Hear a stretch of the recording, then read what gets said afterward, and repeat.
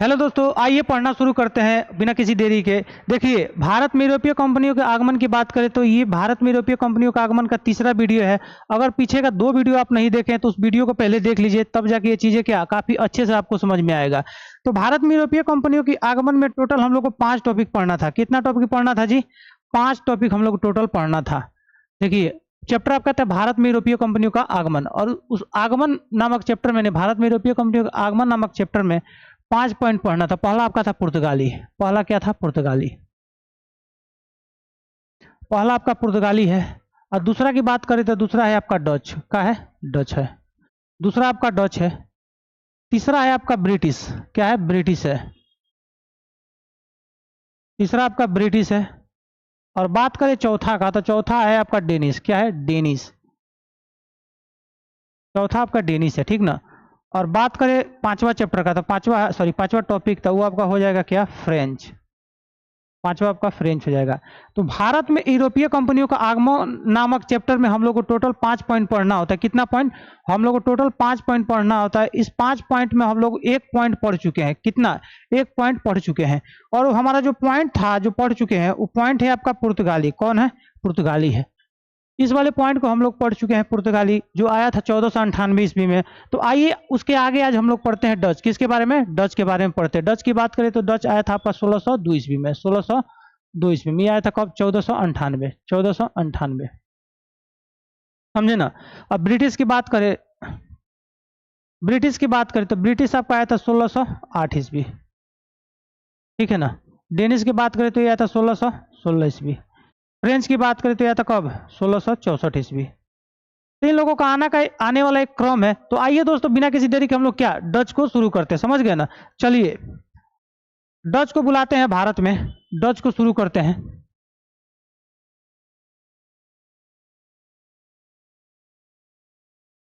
Dutch की अगर बात करें ना, डच डच ये आया था भारत में कब जी? ये आपका आया था 1602 ईस्वी में। कब आया था? 1602 ईस्वी में आया था, ठीक है। आपका हेडिंग है डच। क्या है? डच है। हेडिंग आपका क्या है? डच है, ठीक है। देखिए, जो डच के लोग हैं ना, वहाँ के निवासियों को कहा जाता है हॉलैंड। क्या कहा जाता है? हॉलैंड कहा जाता है। डच भी कहा जाता है। जैसे हॉलैंड के निवासियों को क्या? डच कहा जाता है। हॉलैंड के निवासियों को क्या कहा जाता है? डच कहा जाता है। समझ गए कि ना समझ गए? जैसे जो लोग भारत के लोग होते हैं उनको क्या कहा जाता है? इंडियन कहा जाता है कि ना कहा जाता है? इंडियन कहा जाता है ना जी। वैसे ही जो हॉलैंड या नीदरलैंड के जो लोग होते हैं ना, वहाँ के निवासियों को क्या कहा जाता है? डच कहा जाता है। वहाँ के निवासियों को क्या कहा जाता है? डच कहा जाता है। तो नीदरलैंड की अगर बात करें ना, आखिर कहाँ के लोगों को डच कहा जाता है, आइए आपको दिखाते हैं मैप में। जो नीदरलैंड है ना, नीदरलैंड एक देश है, यूरोप का ही एक छोटा सा देश है। वहाँ के जो भी निवासी है ना, वहाँ के जो भी निवासी, वहाँ के निवासियों को क्या कहा जाता है? वहाँ के निवासियों को डच कहा जाता है। देखिए, ये आपका छोटा सा देश है नीदरलैंड। यहाँ पे आपको दिखाई दे रहा है ये छोटा सा देश कौन सा है? नीदरलैंड। यहाँ पे देखिए, इसे पाई खींच के इधर लिखा है ना जी। तो नीदरलैंड या बोलिए फिर हॉलैंड बोलिए, वहाँ के निवासियों को क्या कहा जाता है? डच कहा जाता है। निवासियों को क्या कहा जाता है? डच कहा जाता है। तो डच किस देश के लोगों को कहा जाता है? यहाँ तक तो कंफ्यूजन नहीं हुआ होगा आपको, काफी अच्छे से समझ गए होंगे। समझ गए कि ना समझ गए? समझ गए ना जी। तो आइए आगे इसके बढ़ते हैं। तो हम यहाँ पे आराम से लिख सकते हैं कि नीदरलैंड के निवासियों को क्या कहा जाता है? डच कहा जाता है। नीदरलैंड के निवासियों को क्या कहा जाता है? डच कहा जाता है। नीदरलैंड, जो नीदरलैंड है ना, नीदरलैंड के जो निवासी है, नीदरलैंड के निवासियों को क्या कहा जाता है? डच कहा जाता है। नीदरलैंड के जो निवासी उन्हीं को क्या कहा जाता है? डच कहा जाता है। यहां तक तो कोई दिक्कत नहीं है। डचों की बात करें ना जी, डचों की बात करें तो सबसे पहला व्यक्ति जो डच था ना, जो भारत आया था, उसका नाम था कॉर्नेलियस हाउटमैन। क्या नाम था? कॉर्नेलियस डी हाउटमैन भी देता है बहुत जगह। नाम उसका क्या है? कॉर्नेलियस हाउटमैन उसका क्या है? नाम है। भारत में सबसे पहले वो कब आया था? 1596 ईस्वी में। क्या वो भारत में सबसे पहले आ गया था? लेकिन जो 1596 ईस्वी में भारत में आया था ना जी, वो जो 1596 ईस्वी में भारत में आया था, वो पहला व्यक्ति था। कैसा व्यक्ति था? पहला व्यक्ति था। तो भारत में पहला डच आने वाला व्यक्ति का नाम क्या है? Cornelius Houtman. Cornelius Houtman. Cornelius Houtman भी देता है, कॉर्नेलियस हाउटमैन भी देता है। कॉर्नेलियस हाउटमैन उसका क्या है? नाम है। हाउटमैन। ये आया था जानते हैं कब? ये आया था 1596 ईस्वी में। कब आया था? 1596। 1596 ईस्वी में क्या हुआ था? ये आया था। समझ गए कि ना समझ गए? सबसे पहला व्यक्ति था ये जो 1596 ईस्वी में आया था। जैसे पुर्तगाली का जो व्यक्ति था पहला वास्को डी गामा जो भारत में आया था, वैसे ही इसका भी प्रश्न पूछ लिया जाता है। वो कौन ऐसा डच व्यक्ति था जो पहले भारत में आया था, सबसे पहले भारत में आया था? उसका नाम हो जाएगा क्या? Cornelius Houtman, Cornelius Houtman. समझ गए कि ना समझ गए? समझ गए ना जी? देखिए बात करें अगर हम डच कंपनी की बात करें डच कंपनी की, तो जो डच कंपनी है ना एक सरकारी कंपनी थी। कैसी कंपनी थी? सरकारी कंपनी थी। लेकिन जो पुर्तगाली कंपनी थी ना वो प्राइवेट कंपनी थी। वो कैसी कंपनी थी? प्राइवेट कंपनी थी। तो डचों की बात करें ना, डचों की बात करें तो डच कंपनी की अगर हम बात करें तो डच कंपनी का स्थापना होता है आपका 1602 में। कब होता है? 1602 में स्थापना होता है। और जो डच कंपनी है ना इसे इसका पूरा नाम है कंपनी का वेरिगंदे ओस्टे इंडसे। वेरिगंदे ओस्टे इंडसे इस कंपनी का पूरा नाम है। VOC, VOC इस कंपनी का पूरा नाम क्या है? VOC वेरिगंदे ओस्टे इंडसे कंपनी, वेरिगंदे ओस्टे इंडसे कंपनी इसका पूरा नाम है। समझ गए ना जी? तो जो डच है ना यानी कि जो नीदरलैंड है, नीदरलैंड के संसद में ना पास किया गया इस कंपनी को पास किया गया कि जाओ तुम कंपनी और जाके तुम दक्षिण एशिया में यानी कि भारत इंडोनेशिया आले आसपास एरिया को क्या कहा जाता है? दक्षिण एशिया कहा जाता है। वहां पे तुम जाके क्या कर सकते हो? आराम से व्यापार कर सकते हो। क्या कर सकते हो? व्यापार भी कर सकते हो। और साथ ही साथ व्यापार के साथ ही साथ जमीन का भी क्या अतिक्रमण कर सकते हो। मतलब जमीन को क्या कर सकते हो? अपने में मिला सकते हो, युद्ध कर सकते हो। इतना सारा सरकारी जो कंपनी थी ना, इतना सारा जो वहां का सरकार था, इस सरकारी कंपनी को इतना सारा छूट दे दी। समझ गए कि ना समझ गए? ये कंपनी क्या होती है? कंपनी की अगर बात करें, कंपनी आपके भारत में आती है 1602 ईस्वी में। कब आती है? 1602 ईस्वी में भारत में आती है। ये रहा भारत। ये कंपनी भारत में कब आती है? 1602 ईस्वी में। ये रहा नीदरलैंड, और नीदरलैंड से इसे करके आती है। भारत में कब आती है? 1602 ईस्वी में। 1602 ईस्वी में ये भारत में 1602 ईस्वी में आती है। जब 1602 ईस्वी में भारत में आती है कंपनी, 1602 ईस्वी में जब ये कंपनी भारत में आती है, तो जब भारत में 1602 ईस्वी में कंपनी आती है तो देखा यहाँ पे आके ये कंपनी देख रहा है कि यहाँ तो जो है ब्रिटिशों का काफी ज्यादा प्रभुत्व स्थापित है। ब्रिटिशों का काफी ज्यादा क्या है? प्रभुत्व स्थापित है। और पुर्तगालियों का भी क्या है? काफी ज्यादा प्रभुत्व स्थापित है। सॉरी ब्रिटिश नहीं, क्या बोलते हैं, पुर्तगालियों का क्या है? काफी ज्यादा प्रभुत्व स्थापित है। और जो पुर्तगाली थे ना वो मसाले के व्यापार पे क्या भारत में एक अधिकार स्थापित किए हुए थे। किस व्यापार पे? मसाले के व्यापार में भारत में क्या पूरा एक अधिकार स्थापित किए हुए थे। समझ गए कि ना समझ गए?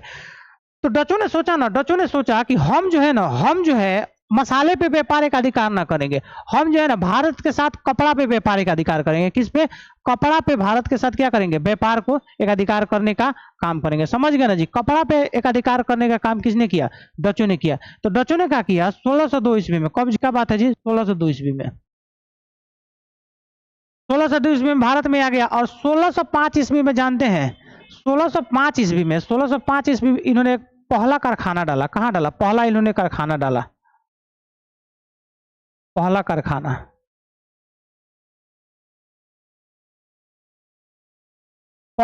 कारखाना इन्होंने डाला। ये आपका भारत का क्या है? दक्षिणी छोर है। भारत का क्या है? ये आपका दक्षिणी छोर है। पहला कारखाना इन्होंने डाला मसूलीपट्टनम में। कहाँ डाला? मसूलीपट्टनम में। पहला कारखाना इन्होंने मसूलीपट्टनम में डाला 1605 ईस्वी में। और पहला कारखाना डाल के वहां पे जानते हैं सिक्का का भी ढलाई किया करता था ये लोग। कपड़ा भी बनाया जाता था। क्योंकि भारत में सूती वस्त्रों का जो सबसे ज्यादा निर्यात करने वाली जो कंपनी थी वो कंपनी कौन थी? डच थी। कौन कंपनी थी? डच थी। समझ गए कि ना समझ गए? तो इन्होंने क्या किया? मसूलीपट्टनम में क्या किया? आंध्र प्रदेश के मसूलीपट्टनम में इन्होंने एक कारखाना डाला। वहां पे सिक्का का भी ढलाई होता था और सूती वस्त्रों का भी क्या होता था? कपड़ा का उद्योग होता, मतलब कपड़ा बनाया जाता था। समझ गए कि ना समझ गए? समझ गए ना जी? और 1605 ईस्वी में मसूलीपट्टनम में कारखाना डालने के बाद ये आगे चल के क्या किए? आंध्र प्रदेश के नागपट्टनम में इन्होंने अपना एक मुख्यालय बनाया। कहां पे मुख्यालय बनाया? आंध्र प्रदेश के नागपट्टनम में। आंध्र प्रदेश के नागपट्टनम में इन्होंने क्या बनाया? अपना एक मुख्यालय बनाया, यानी कि हेडक्वार्टर बनाया, मुख्यालय। मुख्यालय इन्होंने कहाँ बनाया? आंध्र प्रदेश के नागपट्टनम में, यानी कि नागपट्टनम। सवाल पूछता है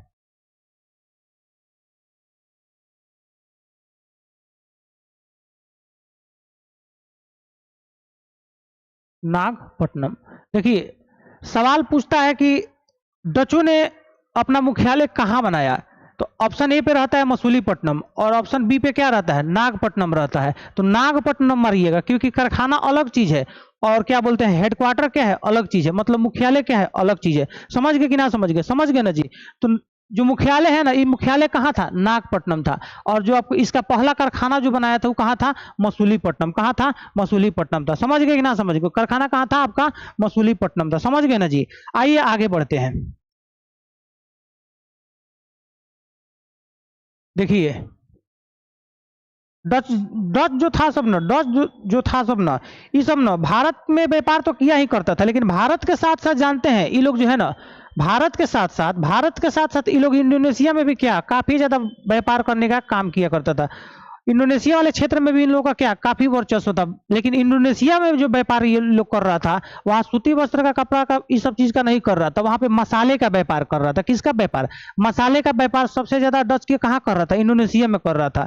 लेकिन भारत की बात करें तो भारत में मसाले पर अधिकार सबसे ज्यादा किसका था, पुर्तगाली ईस्ट इंडिया कंपनी का। किसका था, पुर्तगालियों का सबसे ज्यादा मसाले पे व्यापार कहाँ था, भारत में था। समझ गए ना जी। तो आप भी देखे होंगे, एक मार्केट में कोई व्यक्ति खोल देता है, किराना का दुकान कोई खोल दिया, तो उसके बगल में कोई भी व्यक्ति आएगा तो किराना का दुकान नहीं है खोलेगा, होता है यही सामान्य तौर पे यही होता है। वो दूसरा दुकान खोल लेगा, क्या कपड़ा का दुकान खोल लेगा, खादर बीज का दुकान खोल लेगा, लेकिन किराना का सामान्य तौर पे क्या दुकानें नहीं खुलता है। मतलब पहले से कोई भी एक व्यक्ति कार्य कर रहा है तो दूसरा क्या सोचता है कि वो चीजें हम भी ना करें, उससे से बचता है। समझ गए कि ना, समझ गए ना जी। तो डचों ने सूती वस्त्रों का जो है ना भारत में सबसे ज्यादा निर्यात करने का काम किया कंपनी के माध्यम से। समझ गए ना।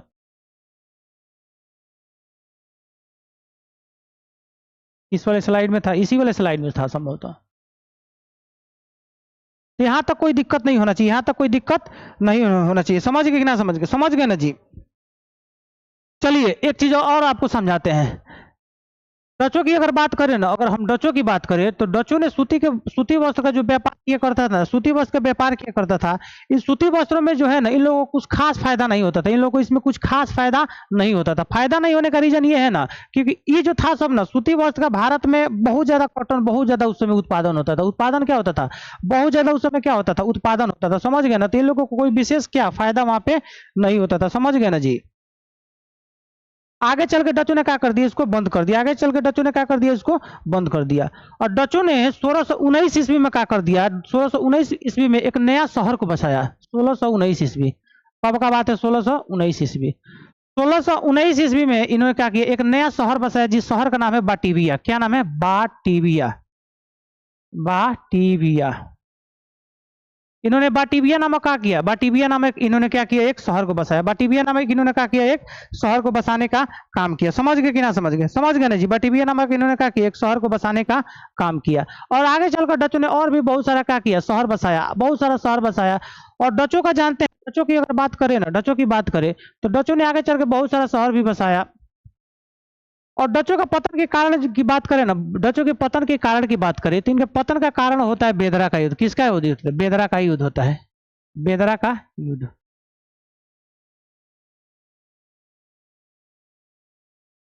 बेदरा का युद्ध में क्या होता है, डचों का पतन हो जाता है। बेदरा के युद्ध में क्या हो जाता है, डचों का पतन हो जाता है।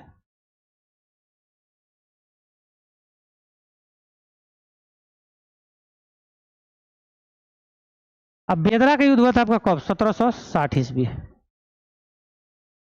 बेदरा का युद्ध कब हुआ था, 1760 ईस्वी में हुआ था। और बेदरा कहाँ है, बंगाल में। बेदरा कहाँ है, बंगाल में।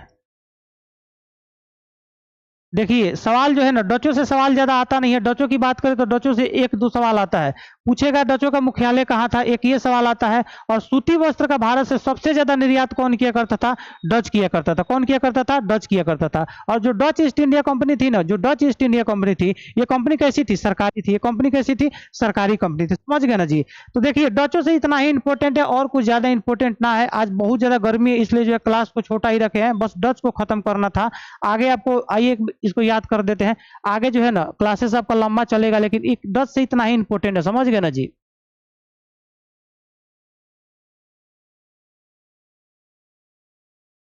1760 नहीं होगा, यहाँ पे 1759 होगा। क्या होगा, 1759 होगा, बेदरा का युद्ध 1759 होगा। और कहाँ है बेदरा, कहाँ है, बंगाल में। बेदरा कहाँ है आपका, बंगाल में। समझ गए ना। आइए इसको करते हैं याद। देखिए डच कहाँ के निवासियों को कहा जाता है? डच जो है ना, नीदरलैंड जो देश है वहां के निवासियों को क्या कहा जाता है? डच कहा जाता है। और डच भारत में कब आया था? 1602 ईस्वी में। कब आया था? 1602 ईस्वी में आया था। अब पहला जो व्यक्ति डच आया था ना, उसका नाम था कॉर्नेलियस हाउटमैन। कॉर्नेलियस हाउटमैन नाम था। कॉर्नेलियस डी हाउटमैन भी देता है बहुत जगह, तो कॉर्नेलियस हाउटमैन याद रखिएगा। ये कब आया था? 1596 में। कब आया था? 1596 में। वेरिगंदे ओस्टे इंडिसे कंपनी की स्थापना कब हुई थी? 1602 ईस्वी में। कब हुई थी? 1602 ईस्वी में। और जानते हैं जो नीदरलैंड देश है ना, वहां का जो संसद था इस कंपनी को क्या किया था? पास किया था। यानी कि ये सरकारी कंपनी थी, समझ गए ना। और पहला इन्होंने कारखाना बनाया था मसूलीपट्टनम में। कहाँ बनाया था? मसूलीपट्टनम में बनाया था, समझ गए ना। इन लोग का मुख्यालय कहाँ था? नागपट्टनम। मुख्यालय कहाँ था? नागपट्टनम। और 1619 ईस्वी में बहुत सारा शहर को बसाया, बाटिविया नामक शहर बसाया। फिर 1624 में और भी शहर को क्या आगे बहुत सारा शहर को बसाने का काम किया। ये सब इतना ना पूछता है, ये यहाँ से पूछ लेता है डचों का पतन का कारण क्या है? डचों का पतन का कारण आपका क्या है? बेदरा का युद्ध। क्या है? बेदरा का युद्ध। बेदरा का युद्ध हुआ कब है? 1759 ईस्वी में। 1759 ईस्वी में। अब बेदरा कहाँ है? बेदरा आपका है बंगाल में। तो आशा करते हैं इस वीडियो को समझे होंगे, डच टॉपिक को आप समझे होंगे। आगे जो है थोड़ा सा क्या बोलते हैं, गर्मी की वजह से जो छोटा सा वीडियो बनाया है, आगे वीडियो आपका टोटल रेगुलर में आएगा, काफी बेहतर वीडियो आएगा और थोड़ा सा लंबा भी वीडियो आएगा। तो चलिए दोस्तों, मिलते हैं अगले क्लास में। धन्यवाद।